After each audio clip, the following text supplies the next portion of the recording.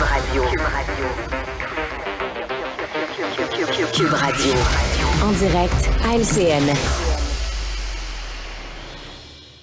Mario et Philippe Vincent sont avec nous en ce jeudi. Alors, parlons tout de suite de la réforme de la loi sur les langues officielles. Une fronde rarement vue au sein des troupes libérales. Mario, est-ce que Justin Trudeau va imposer la ligne de parti? C'est une bonne question, d'autant plus que dans la fronde, il y a un ministre. La solidarité ministérielle, c'est un principe encore plus fort que la ligne de parti. Un de ses amis, d'ailleurs, un de ses amis de l'école, d'université, M. Miller. Oui, c'est une vraie fronde. Et des gens qui font quand même... Bon, je crois qu'ils n'acceptent pas les bases de la nouvelle loi sur les langues officielles. Le fait que le français est particulièrement fragile et donc qu'il doit être protégé. Eux sont dans l'esprit de l'ancienne loi sur les langues officielles qu'il faut protéger les minorités linguistiques. Fait qu'au même titre qu'il faut protéger les petites communautés francophones de Saskatchewan ou du Manitoba, il faut protéger la pauvre communauté anglophone du Québec. Et je dis pas que la communauté anglophone du Québec, elle a des droits, elle a pas de droits, elle en a, ils sont largement respectés. Il y a 2 universités, des hôpitaux. Mais je veux dire, dans la réalité de la vie, tu viens en anglais à Montréal, t'ouvres la radio, t'ouvres la télé, la majorité des postes sont en anglais. Tu sais, tu vis sur un continent, les films, tout se passe en anglais. Donc, c'est pas très crédible leur bataille, sauf que pour Justin Trudeau, c'est devenu tout un problème politique, là. Tout un problème. Est-ce qu'on est prêt à perdre des députés, à avoir des démissions dans son caucus au nom de la protection du français quand on est premier ministre du Canada, là? Ouais. Philippe Vincent, j'ai déjà posé la question au début de l'affaire, mais bon, là, on voit comment ça évolue. Ça nous dit quoi sur le leadership de Justin Trudeau? Bien, peut-être les plus positifs vont dire que ça montre que Justin Trudeau donne de la liberté à ses députés. Il l'avait promis, sauf sur les questions liées à la charte, et il respecte cet engagement-là. Après, ça montre quand même aussi que d'abord, à l'intérieur de son caucus, il n'a pas donné la place aux députés pour pouvoir s'exprimer. Ça a été une des reproches. Et ça a fait en sorte que ces députés-là se sont exprimés sur la place publique et font en ce moment dérailler le débat et qu'il n'a pas de contrôle sur cette ligne-là. Il n'a pas de contrôle sur ce message-là. Donc, ça va être intéressant de l'entendre d'abord parce que son silence aussi est particulier. Il peut en profiter en ce moment parce qu'à la fois, il peut récolter les fruits en disant, bien, regardez, la communauté anglophone s'exprime. Et de l'autre côté, il peut dire, bon, on va continuer d'adopter le projet de loi et donc de défendre les langues officielles. Mais quand l'opposition, qui est majoritaire lorsqu'elle est réunie ensemble, si elle réussit à faire adopter un amendement qui permettrait, par exemple, que la charte de la langue française s'applique aux entreprises sous juridiction fédérale, ça va vraiment être là le vrai test si le gouvernement va continuer d'appuyer son propre projet de loi modifié par l'opposition. Oui. En tout cas, les pommes de discorde s'accumulent là, dans le panier Québec-Ottawa. Là, après C13, le chemin Roxham. Là. Maintenant, le C5, adopté en juin par le fédéral, qui permet aux agresseurs sexuels de purger une peine de prison à domicile.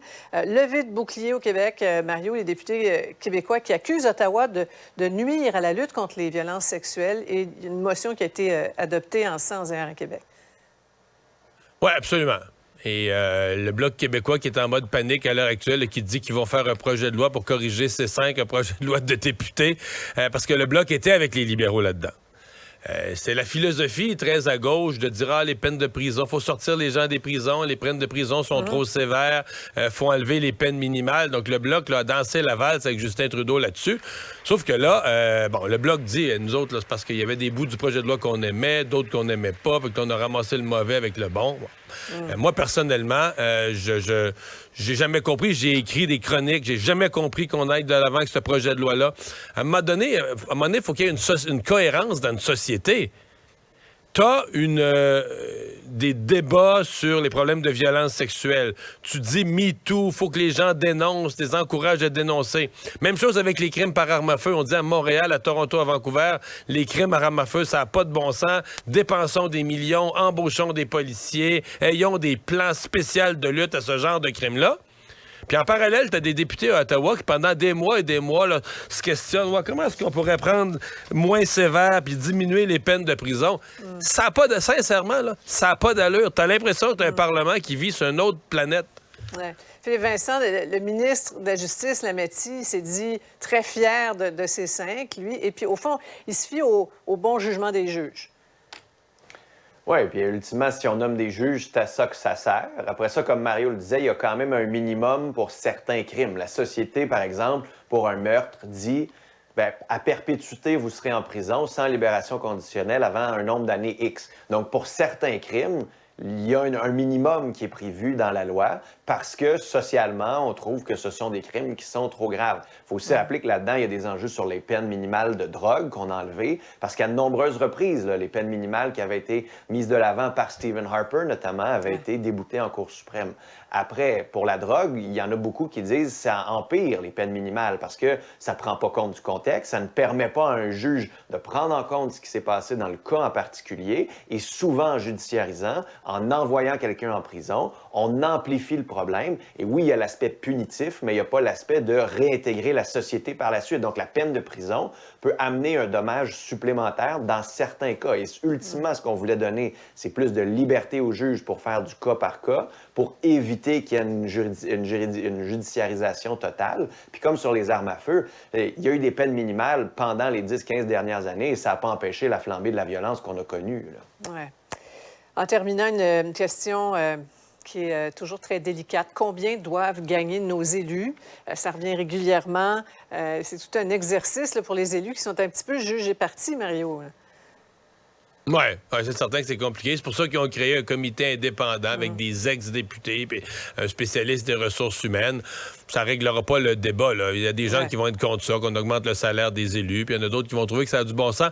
Moi, je me suis amusé tantôt. Je suis allé avec mon sel avant de rentrer en onde ici à Cube. J'ai fait 10 minutes de recherche d'emploi dans le secteur public, là. Tu sais, mettons, directeur d'arrondissement à Ville de Montréal, là, ça gagne le salaire de Christian Dubé. Là. Ça gagne plus qu'un député pour la peine.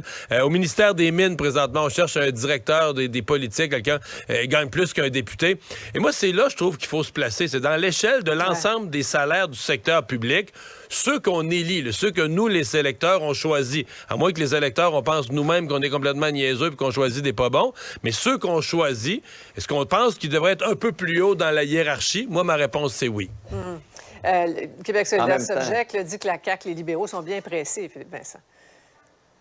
Oui, bon, après ça, Québec solidaire, il y a déjà eu un rapport qui a été déposé, puis il l'avait torpillé. À un moment donné, il faudrait qu'on s'entende sur une formule pour augmenter les salaires, revoir les fonds de pension et tout ça. On pourrait le faire comme il faut. À un moment donné, il faut que ça se fasse. C'est juste qu'en ce moment, on est en pleine renégociation dans le secteur public, puis on a offert 9 pour les 5 prochaines années au secteur public. Alors, si les élus étaient pour se donner une augmentation plus haute que ça, je vous dirais que les syndicats vont en profiter et vont critiquer fort probablement les élus. Le timing, hein? Il y a aussi le contexte qu'il ne faut pas oublier. Effectivement, un tantinet. Merci beaucoup à vous deux. Au revoir. Salut. Ah voilà, c'est ce qui met un terme à notre émission.